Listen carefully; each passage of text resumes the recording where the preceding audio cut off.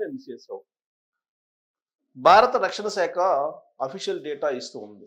పాకిస్తాన్ సంబంధించినటువంటి పరిస్థితి ఏంటి, పాకిస్తాన్ ఎలా సేఫ్ సైడ్గా ప్లాన్ చేసింది అనేది కూడా వెల్లడిస్తుంది. ఎందుకంటే సివిల్ ఏవియేషన్ అంటే భారతదేశంలో ఉండేటువంటి ఎయిర్పోర్ట్స్లు కానీ లేదా పాకిస్తాన్లో ఉండేటువంటి ఎయిర్పోర్ట్స్ని కానీ కొన్ని మాత్రమే మూసేశారు. కొన్ని ఎయిర్పోర్ట్స్ ఇప్పటికి కూడా ఇంటర్నేషనల్ ఎయిర్లైన్స్ వస్తున్నాయి, ఇంటర్నేషనల్ విమానాలు వస్తూ ఉన్నాయి. కాబట్టి ఆయా ఎయిర్పోర్ట్ల మీద ఇప్పటి వరకు టార్గెట్ చేయలేదు భారతదేశం పాకిస్తాన్లో ఉండేటువంటి ఎయిర్పోర్ట్స్ మీద. కారణం ఏంటంటే అక్కడ అంతర్జాతీయంగా ప్రయాణికులు వివిధ ఎయిర్లైన్స్ ద్వారా ప్రయాణిస్తూ ఉంటారు. అందుకే అటువైపు టార్గెట్ చేయకుండా పాకిస్తాన్ వ్యూహాత్మకంగా ఆ విమానాశ్రయాలను తెరిచి ఉంచారు అనేటువంటి అభిప్రాయాన్ని ఇప్పుడు వెలిబుచ్చింది భారత రక్షణ శాఖ. ఆ కారణంగానే పాకిస్తాన్లో ఉండేటువంటి ఎయిర్పోర్ట్స్ని వదిలేశాము, లేదంటే అక్కడ ఉండేటువంటి ఎయిర్పోర్ట్స్ టార్గెట్ అయ్యేవి అనేటువంటి అభిప్రాయాన్ని వ్యక్తం చేశారు. అయితే ఎయిర్ బేసెస్ మాత్రం కొట్టేశారు. లాహోరు, కరాచీ, రావల్పిండి ఇలాంటి ప్రధానమైనటువంటి ప్రాంతాల్లో ఉండేటువంటి ఎయిర్ బేస్ డిఫెన్స్ని, ఎయిర్ డిఫెన్స్ సెంటర్స్ని మాత్రం మిజైల్స్ తోటి పేల్చేశారు.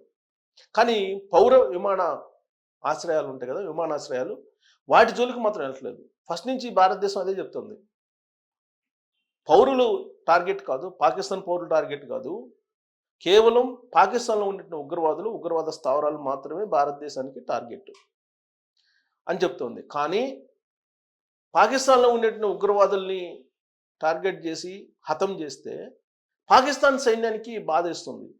పాకిస్తాన్ సైన్యం వాళ్ళని కాపాడేందుకు ప్రయత్నం చేస్తుంది. వాళ్ళు చనిపోతే దగ్గరుండి అంత్యక్రియలు చేస్తుంది. పాకిస్తాన్ జాతీయ జెండాని కప్పి అధికారిక లాంఛనాలతోటి వాళ్ళకి అంత్యక్రియలు చేస్తూ ఉన్నారు. అంటే పాకిస్తాన్ ఆర్మీ ఉగ్రవాదులు వేరు కాదు అనేటువంటి సందేశాన్ని అంతర్జాతీయ సమాజానికి పాకిస్తానే ఇస్తూ ఉంది. ఫస్ట్ నుంచి కూడా భారతదేశం అదే చెప్తుంది. సో ఉగ్రవాద స్థావరాల్ని పూర్తి స్థాయిలో లేపేయడానికి మాత్రం భారతదేశం కట్టుబడి ఉంది. ఒక్క ఉగ్రవాది కూడా మిగలకుండా ఏరివేసేటువంటి కార్యక్రమానికి శ్రీకారం చుట్టాము. ఆ విషయంలో వెనక్కి వెళ్ళేటువంటి ప్రసక్తే లేదని చెప్పి భారత రక్షణ శాఖ అనౌన్స్ చేస్తుంది అఫీషియల్గా. అయితే ఇక్కడ పాకిస్తాన్ పౌర విమానాశ్రయాలు తెరిచి ఉంచుతున్నారు వ్యూహాత్మకంగా. అటువైపు మిజైల్స్ వెళితే అంతర్జాతీయంగా ఉండే ప్రయాణికులకు కూడా నష్టం జరిగే అవకాశం ఉంది, వాళ్ళ ప్రాణానికి కూడా నష్టం కలిగేటువంటి అవకాశం ఉంది. అందుకే వ్యూహాత్మకంగా పాకిస్తాన్ అన్ని ప్రాంతాల్లో ఎమర్జెన్సీ ప్రకటించింది, సైరన్లు మోగిస్తుంది. రావల్పిండిలో కానీ, కరాచీలో కానీ, లాహోర్లో కానీ అన్ని చోట్ల ఎమర్జెన్సీని ప్రకటించి సైరన్లు మోగిస్తుంది, యుద్ధ సైరన్లు మోగిస్తుంది, ప్రజల్ని అప్రమత్తం చేస్తుంది. కానీ అక్కడ ఉండేటువంటి అంతర్జాతీయ పౌర విమానాశ్రయాలను మాత్రం మూసివేయటం లేదు. దానికి కారణం ఏంటంటే ఆ విమానాశ్రయాలను టార్గెట్ చేస్తుందేమో భారత ఆర్మీ అనేటువంటి ఉద్దేశంతో వాటిని మూసివేయకుండా కంటిన్యూ చేస్తుంది అనేటువంటి అభిప్రాయాన్ని ఇప్పుడు భారత రక్షణ శాఖ వెలుబుచ్చుతుంది. ఇప్పుడు పాకిస్తాన్ పరిస్థితి ఏంటి వాస్తవంగా అంటే, ఒకవైపు Balochistan liberation tigers, liberation army, Balochistan liberation army ఎన్నో సంవత్సరాలుగా వాళ్ళు ప్రత్యేక దేశాన్ని కోరుకుంటూ ఉన్నారు. దానికి సంబంధించి వాళ్ళు పోరాడుతూ ఉన్నారు.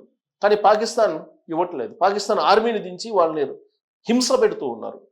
వాస్తవంగా అక్కడ ఉండేటువంటి బెలూచిస్తాన్లో ఉండేటువంటి స్థానికుల్ని పాకిస్తాన్ సైన్యం హింసించడంతో పాటు మహిళల్ని కించపరుస్తూ ఆ మహిళల ఎదుటినే వాళ్ళ భర్తల్ని తీసుకెళ్ళిపోయి నానా రకాలుగా హింస పెట్టి అసలు కొంతమందిని అయితే మళ్ళా తిరిగి పంపిస్తున్నారో లేదో కూడా తెలియని పరిస్థితి. అలాంటి సిచ్యువేషను బెలూచిస్తాన్లో పాకిస్తాన్ ఆర్మీ కలిగించింది. అందుకే బెలూచిస్తాన్ లిబరేషన్ ఆర్మీ పాకిస్తాన్ మీద తిరుగుబాటు బావుట ఎగురవేసింది.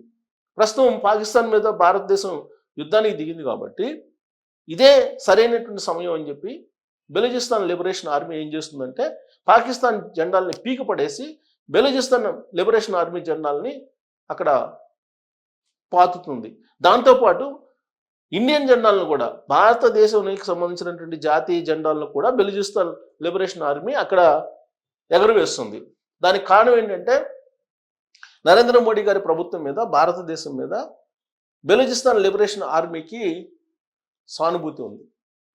అలాగే బెలూచిస్తాన్ లిబరేషన్ ఆర్మీ చేస్తున్నటువంటి పోరాటం కూడా అది న్యాయసమ్మతమైనది అనేటువంటి అభిప్రాయం భారతదేశానికి కూడా ఉంది. అందుకే వాళ్ళు భారతదేశంలో కలవడానికి కూడా ఇష్టపడుతున్నారు. ప్రత్యేక దేశాన్ని కావాలని చెప్పి కోరుతున్నారు.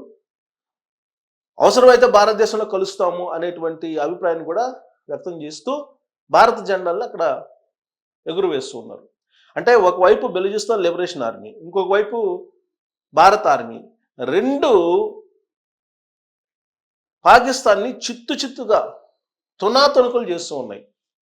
సో కాబట్టి పాకిస్తాన్ నుంచి బెలూచిస్తాన్ విడిపోయేటువంటి అవకాశం క్లియర్గా కనిపిస్తుంది. ఒకటి. రెండు, పిఓకే, పాకిస్తాన్ ఆక్రమిత కాశ్మీర్. ఇది భారతదేశంలో కలవడానికి ఇష్టపడుతుంది, లేదంటే ప్రత్యేక దేశం కావాలని అది కూడా అడుగుతుంది. సో పాకిస్తాన్ నుంచి పిఓకే ఖచ్చితంగా భారతదేశంలో కలిసిపోతుంది. భారతదేశంలో ఉండేటువంటి భాగమే అది. కాకపోతే పాకిస్తాన్ ఆక్రమించింది, దాన్ని తిరిగి తీసుకోవడానికి ఇదే సరైనటువంటి సమయం అని చెప్పి భారత ప్రభుత్వం, భారత ఆర్మీ భావిస్తుంది. చాలా కాలంగా బీజేపీ యొక్క మేనిఫెస్టోలో కూడా ఇదే అంశం ఉంది, పిఓకేని స్వాధీనం చేసుకోవడం. బీజేపీ అధికారంలోకి వచ్చిన తర్వాత, నరేంద్ర మోడీ గారు అధికారంలోకి వచ్చిన తర్వాత అనేకమైనటువంటి కీలకమైనటువంటి నిర్ణయాలు తీసుకున్నారు. 370 రద్దు, తర్వాత సిఏఏ, ఇలాంటివన్నీ కూడా సంచలనమైన నిర్ణయాలు. నోట్ల రద్దు కానీ, జిఎస్టీ కానీ, తలాక్, తాజాగా వక్ఫ్ బిల్లు, ఇలాంటివన్నీ కూడా సంచలనమైనటువంటి నిర్ణయాలు తీసుకున్నారు. ఇప్పుడు పిఓకేని స్వాధీనం చేసుకోవాలి, అది బీజేపీ మేనిఫెస్టోలో ఉన్నటువంటి అంశం. సో పిఓకేని భారత్లో కలపడమే ఈ యుద్ధానికి సమాప్తము. సో ఇప్పుడు స్టార్ట్ అయినటువంటి యుద్ధం సింధూర్ 2.0, సింధూర్ 3.0 అనేది పాకిస్తాన్ ఆక్రమిత కాశ్మీర్ని భారత్లో కలపడమే. అప్పుడు కానీ యుద్ధం ఆగిపోయేటువంటి పరిస్థితులు కనిపించట్లేదు అనేది వినిపిస్తుంది. ఎందుకంటే ఆల్రెడీ అందించినటువంటి అవకాశం, పెహల్గామ్ ఉగ్రవాద దాడి జరిగిన తర్వాత ప్రతీకారంగా భారతదేశం పాకిస్తాన్ మీద యుద్ధం చేయక తప్పనటువంటి పరిస్థితి. సో ఎలాగో యుద్ధానికి దిగారు కాబట్టి పాకిస్తాన్ ఆక్రమిత కాశ్మీర్ని భారత్లో కలుపుకునేటువంటి దిశగా ఇప్పుడు భారతదేశం ముందడుగు వేస్తుంది. కారణం ఏంటంటే పాకిస్తాన్ ఆక్రమిత కాశ్మీర్లో ఉగ్రవాద షెల్టర్స్ ఉన్నాయి.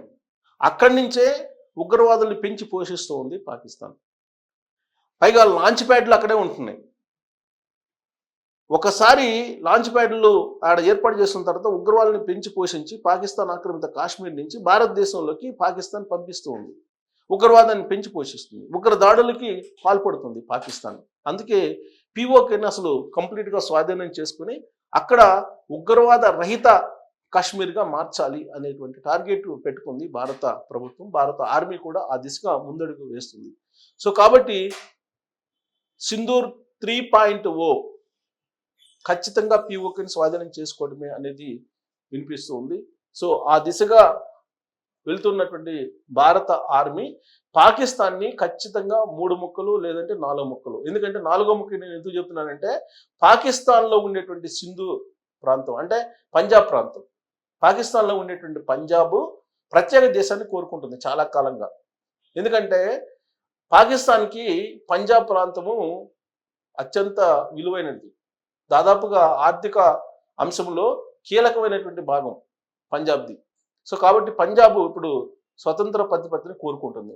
అంటే పాకిస్తాన్ 4 ముక్కలుగా విడిపోతుంది. పంజాబ్ ఒక దేశం, బెలూచిస్తాన్ మరో దేశం, పాక్ ఆక్రమిత కాశ్మీరు భారతదేశంలో కలిసిపోతుంది, పాకిస్తాన్ ఒక భాగం. అంటే 4 ముక్కలు కాబోతుంది అని చెప్పి ఈ యుద్ధం కారణంగా భవిష్యత్తు జరగబోయేది ఒక ఊహగా కనిపిస్తుంది, ఒక అంచనాగా కనిపిస్తుంది. మరి ఆ దిశగా భారత ఆర్మీ లేదా భారత ప్రభుత్వం వెళ్తుందానంటే ఇప్పుడున్నటువంటి పరిస్థితుల్లో పాకిస్తాన్ మీద జరుగుతున్నటువంటి యుద్ధాన్ని కనుక మనం గమనిస్తే పాకిస్తాన్ కంప్లీట్గా నిర్వీర్యం అవుతుంది, కంప్లీట్గా క్లోజ్ అయిపోతుంది. ఆ దేశానికి సంబంధించినటువంటి ఆయుధ సంపత్తి ఇప్పటికే అక్కడ ఆల్రెడీ చైనా ఇచ్చినటువంటి డ్రోన్స్ను ఉపయోగిస్తున్నారు, మిజైల్స్ను ఉపయోగిస్తున్నారు, అయినా ఫలితం లేదు. టర్కీ పంపిస్తున్నటువంటి డ్రోన్స్ను ఉపయోగిస్తున్నారు, అయినా ఫలితం లేదు. ఇప్పుడు తాజాగా ఇరాన్ పంపిస్తుంది అంటున్నారు.